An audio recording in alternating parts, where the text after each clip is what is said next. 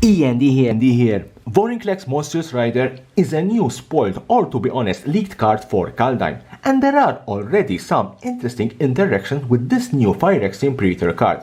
But first of all, let's read what the card states. Apart from being a 6/6 for a 4+2 green, has Trample and Haste is the next two abilities that are very interesting. If you would put one or more counters on a permanent or player, put twice that many of each of those kind of counters on that permanent or player instead. If an opponent would put one or more counters on a permanent or player, they put half that many of each of those kind of counters on that permanent or player instead, rounded down. This means that you, as the player controlling Vorinclex, will double the counters, while your opponent will divide rounded down their counters. Let's build our battlefield and let's start this tutorial to show you how the interaction with Vorinclex works. First of all, let's put Vorinclex in play. Let's say we had a Jeweled Lotus, a Mana Crypt and a Soaring, so Vorinclex hit the battlefield on turn 1. You have an extra green, so we're going to put this particular elf in play. So we have our creatures in play and let's start this tutorial. Scenario 1. Let's say we're going to play a simple spell which will put a +1/+1 counter on target creature you control, like this one from Throne of Eldraine. So the card resolves and we're going to put a +1/+1 counter on our elf. Because of Vorinclex, we're going to put twice as much of those counters. So instead of 1+1/+1, we're going to put 2+1/+1 counters on our elf. So our elf will be a 3/3, base power 1 and 1, and the 2+1/+1 counters. Second scenario, let's say we're going to play a card from Ikoria. Ikoria has this vast amount of different counters.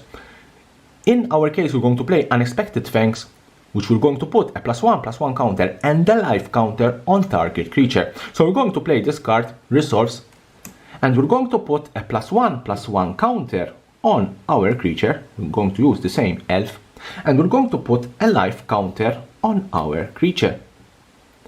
Because of Vorinclex, we're going to double the counters, the +1/+1 counters on our elf, and we're also going to double the lifelink counters. Really and truly, the creature will not do nothing with the double lifelink counters. Still, it has lifelink. But if there are cards like Heartless Act, which will remove counters from your creature, in this case, you can remove 2 lifelink and you still have your +1/+1 counters. So this is very important that if you have these type of counters from Ikoria, it's very important that you will double those also counters. Scenario 3. Let's say that we have a creature in play, like this one, Sharks to Crab from Ravnica Legions. Let's say this creature is in play and has the Adapt ability. Adapt ability, you will pay 2, 1 green and 1 blue. In this case, it's Adapt 1, and you will put a +1/+1 counter on Shark to Crab. This means that when I'm going to adapt my Shark to Crab, I'm going to put a +1/+1 counter on my Shark. Because of Vorinclex, I will put 2 of those counters, because I always have to put twice as much. Scenario 4 enters the battlefield. Let's say we're going to play a Hydroid Crisis from Ravnica Legions. I don't know if you still remember this card. This was a very powerful card. Hydroid Crisis will enter the battlefield with a X +1/+1 counters on it. So let's say we're going to play it for X = 2. That will mean that the creature will hit the battlefield with 2. So let's make some space. Let's say that the creature will hit the battlefield with 2 +1/+1 counters on it. Let's put the 2 +1/+1 counters on it. Because of Vorinclex, we're going to double those counters. So our Hydroid Crisis will be a 4/4. So whenever a creature enters the battlefield, if you're going to put some sort of interaction with Vorinclex, in this case we put a +1/+1 counter on it, you're going to double those counters. Same applies also to Planeswalkers. Let's say you have Ugin the Spirit Dragon from Corsa 2021, very strong card. If a Planeswalker hits the battlefield, you're going to put the loyalty counters on it. In this case, Ugin needs 7, comes in play with 7 loyalty counters. Because of Vorinclex, you will double those counters. In this case, Ugin will hit the battlefield with 14 loyalty counters. So it will be very difficult to get rid of Ugin with 14 loyalty counters.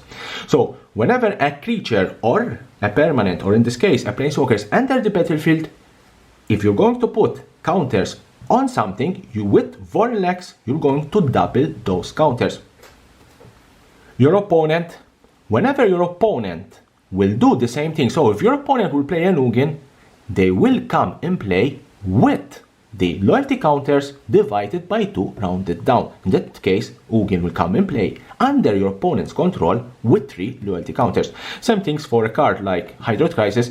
Instead of coming and play with 2 +1/+1 counters, they will come and play with 1 +1/+1 counter. Another scenario, poison counters. Yes, if you have creatures like Hand of Praetor that has Infect, let's make some space here, put Ugin there. Let's put this card in play, because this card has Infect. Whenever this creature will swing and do damage to your opponent, let's say it's going to do damage to opponent, 3 damage, instead of doing 3 poison counters, you will double those counters and your opponent will get 6 poison counters. Last scenario, cards like Decree of Silence. Cards like the Decree of Silence let you counter any spell and you put a depletion counter on Decree of Silence. So let's say that your opponent will have this card in play.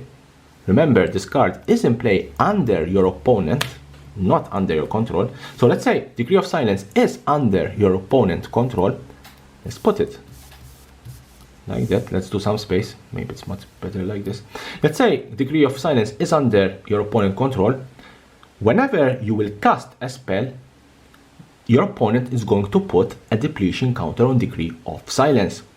This means because of Vorinclex interaction, they are going to put 0 counters on Decree of Silence. That means that your opponent will continue to counter all your spells. So these were all the interactions with Vorinclex Monstrous Rider. I believe that this card is a very good card, and I believe this card will be seeing quite good amount of play, especially in Commander. As always, here the subscription button, subscribe for my channel for more and more interesting videos about Magic the Gathering and the collectible world.